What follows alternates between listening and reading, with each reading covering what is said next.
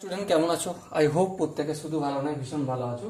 স্ক্রিনের উপর একটা কোশ্চেন দেখা যাচ্ছে। প্রশ্নটা কি বলেছে দেখো, sine to the power 4 minus cos to the power 4, sine to the power 4 theta plus cos to the power 4 theta equal to কত?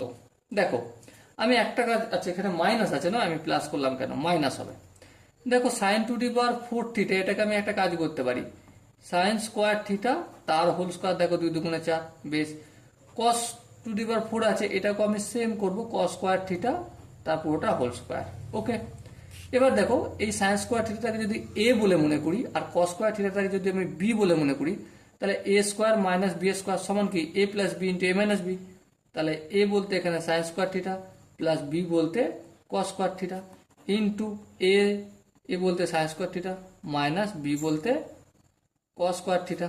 ওকে, এবার এখানটা লক্ষ্য করো, sine square theta plus cos square theta সমান 1, তাহলে 1 into sine square theta minus cos square theta. এবারে দেখো, অপশনগুলো চারটে ম্যাচ করেছে, এখানে কোনো কোন অপশনের সাথে ম্যাচ তো এখনো তো করলো না ম্যাচ। দেখো, চলো আরেকটা লাইন আগিয়ে যাই। এই সাইন স্কোয়ার থিটা, এটাকে আমি একটা কাজ করব। কি কাজ করব? এটাকে আমি সাইন স্কোয়ার থিটাই রেখে দিলাম, মাইনাস ব্যাকেট দিলাম কস স্কোয়ার থিটা মানে কি 1 মাইনাস সাইন স্কোয়ার থিটা।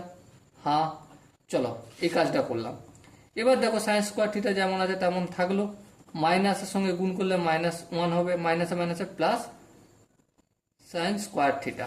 ওকে, এখানে একটা সাইন স্কোয়ার থিটা, এখানে একটা সাইন স্কোয়ার থিটা, তাহলে কি হলো 2 সাইন স্কোয়ার থিটা মাইনাস 1।